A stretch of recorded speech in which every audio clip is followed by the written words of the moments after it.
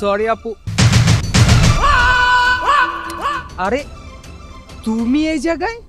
কি ব্যাপার, আপনারা কি দুজন দুজনকে চিনেন নাকি? না মানে আর কি, ও আর আমি ক্লাসমেট তো, একসাথে পড়াশোনা করতেছি, তাই আর কি অনেকদিন ধরে দেখা হচ্ছে না তো, তাই আজকে হঠাৎ করে দেখা হয়ে গেল। ও আচ্ছা আচ্ছা আচ্ছা। দোলা ভাই নাকি? আরে না, এখন আমাদের বিয়ে হয়নি, কিন্তু কথাবার্তা চলতেছে, কিছুদিন পরে বিয়ে হবে। ও তাই না, আমি আবার ভাবলাম আমার ফ্রেন্ড আমাকে না জানিয়ে আপনাকে বিয়ে করে ফেললো, তাই আর কি বললাম। ভাই কোথায় যাওয়া হচ্ছে? ও বায়না করছে যে আমার সাথে একটু রেস্টুরেন্টে যাবে, এই জন্য ওকে রেস্টুরেন্টে যাচ্ছি। যদি কিছু মনে না করেন তাহলে একটা কথা বলতে চাই। অবশ্যই বলুন। আচ্ছা আমি কি আপনাদের সাথে যেতে পারি?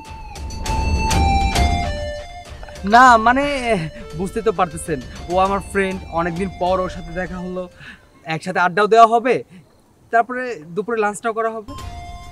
আচ্ছা ঠিক আছে, চলুন তাহলে। ঠিক আছে চলো চলো। আচ্ছা ভাইয়া, আপনি কি বিয়ে শাদী করেছেন? হ্যাঁ বিয়ে আমি করেছি, বাট মনে হচ্ছে না আমার স্ত্রীর সাথে আমার সম্পর্কটা বেশি দিন থাকবে। কেন? ধরুন আপনার সাথে ওর বিয়ে হয়েছে, ও আপনার স্ত্রী, আপনি থাকা অবস্থায় আপনার স্ত্রী যদি অন্য কারোর সাথে পরকীয়া করে, তাহলে আপনার কি করা উচিত? তাকে সুন্দর করে বুঝিয়ে হাতে ডিভোর্স লেটারটা ধরে দেওয়া উচিত। সেই একই কাজটাও আমিও করতেছি, আমি তাকে বুঝিয়ে শুনিয়ে সুন্দর করে তার হাতে ডিভোর্স পেপারটা পৌঁছে দিচ্ছি। কি ব্যাপার, আপনি আমার গার্লফ্রেন্ডের গায়ে হাত তুলেন কেন? ও আপনার গার্লফ্রেন্ডের গায়ে কেন হাত তুলছি সেটা আপনার গার্লফ্রেন্ডকে জিজ্ঞাসা করুন। এই মানুষটার কিসের এত অধিকার যে ও তোমার গায়ে হাত তুলে?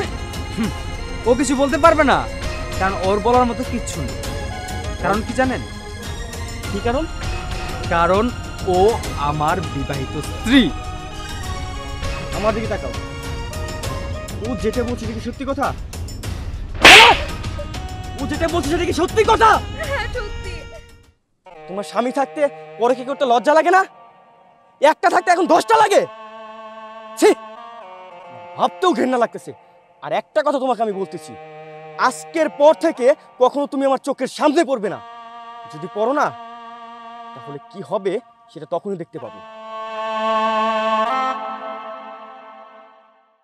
কি হলো? এবার হলো?